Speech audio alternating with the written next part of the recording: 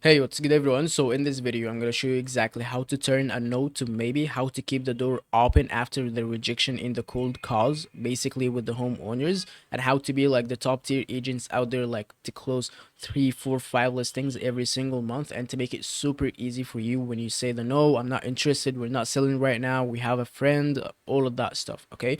And the first thing that you have to keep in mind, it's basically a no isn't the end for the call, it's just the start, and it's the opportunity for you to have the conversation, to have the relationship, to have the opportunity to list the home at the end of the day, okay? Because most agents I speak to, they panic when the homeowners say no, and that is not the best thing to have. I'm going to show you exactly how to have the reflection of that, okay? Because the truth right here, it's the rejection aren't the permanent, basically they're a chance to plant the seed for the future opportunities, okay? Because in today's video, I'm going to show you exactly how to turn the no into maybe, and how to keep the conversation alive. So that's basically it. So let's get into it.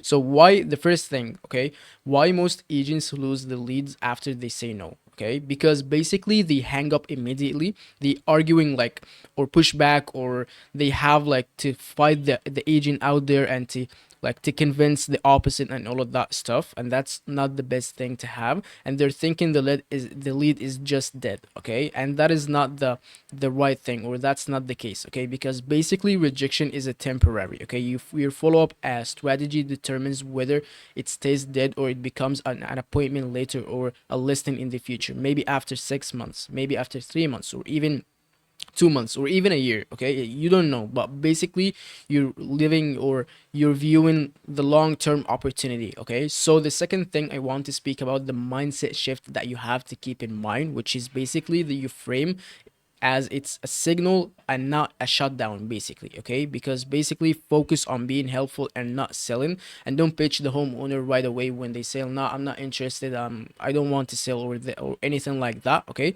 You don't sell them, you don't actually pitch them, or trying to convince them the opposite, because basically homeowners respect persistence when it's polite and value driven. You have to give them the value right away, okay? You have to acknowledge that they're not interested, or anything like that, and right away you give them the value. You see them, okay, awesome, I'm the go-to agent, I'm the right agent, I'm the local advisor, and you have to trust me and to believe that I'm the go-to agent. So right there, I have the three-step approach to keep the door open. So the first one I have for you, you acknowledge the response. As I mentioned at the beginning, you respond like you respect the no without arguing with them. For example, I completely understand you. Thank you super much for being super honest with me. And you keep going with the value, okay? You provide a small piece of value as well after that. So share a quick market stat or neighborhood insight or something along the line. So basically you give them the value. Make it relevant, informative, and easy to digest as well, okay? So it's, you're gonna make it super easy, and it's based on value, okay? And the third thing you have to do, it's basically leave a soft invitation, okay? So keep the door open for the future. So for example, if anything changes, feel free to reach out to me. I'm gonna be super happy to help you with something like this. So soft invitations are far more effective than pushing for the immediate appointment or something like this. You're looking for long-term relationship, long-term listings as well, okay? So the fifth or the fourth thing that I have right there, it's timing to follow-ups. It's super important thing that all of the agents, like, they don't see the importance of the follow-up and the timing for the follow-up as well. Don't chase immediately after the rejection, okay? Don't arguing, don't like try to convince the other thing, or try to bitch, or try to something like this. And also don't try to follow up like a day after that, or 2 days after that. So you leave the space of the follow-up, okay? So basically like you 1 week later, 1 month later, or quarterly updates if needed as well, okay? Because consistent value driven touches turns the no into a maybe over time. You're patient with that, okay? So the language that works, because this is one of the most important things, basically avoid phrases that sound desperate, like, are you sure you're making a mistake, like, why aren't you selling anymore, why aren't you interested, or things like that. They're making you super desperate, and you're not gaining their trust and their respect and their belief that you're gonna be, or you're gonna help them, basically, okay? And the second thing, use language that actually builds trust and positioning you as the helpful, powerful, like market advisor. Okay, this is the main important thing. Okay, you have to keep that in mind every single call when you hear like the rejection. Okay, because words matter more than timing. It's about the tonality and the words as well, because homeowners respond to tone and the approach as well.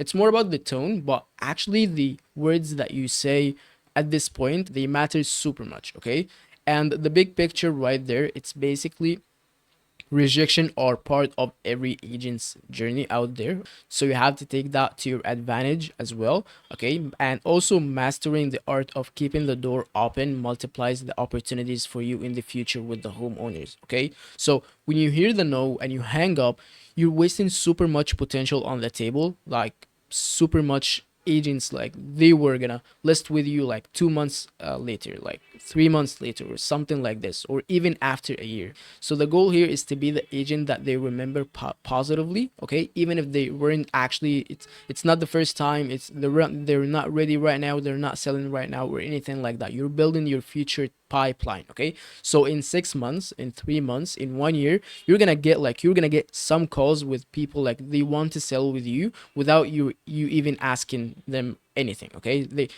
they're gonna call you, they're gonna be wanting to sell you, or they're gonna be wanting to list with you because you actually gave them the advice, you gave them the knowledge, the value, that you're the go-to agent, you're the local advisor, you're the one who actually gets to their mind when they think about any agent out there. Okay, we want to list with an agent.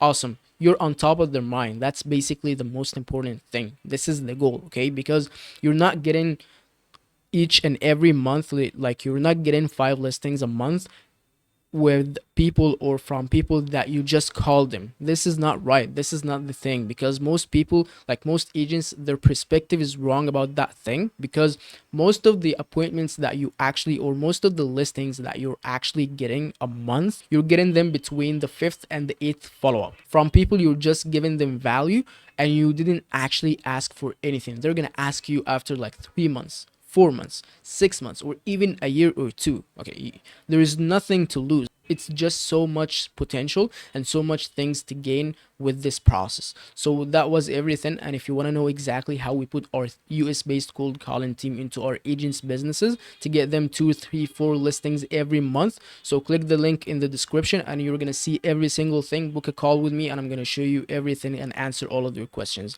Until then, have a nice, wonderful day and see you in the next video. Take care.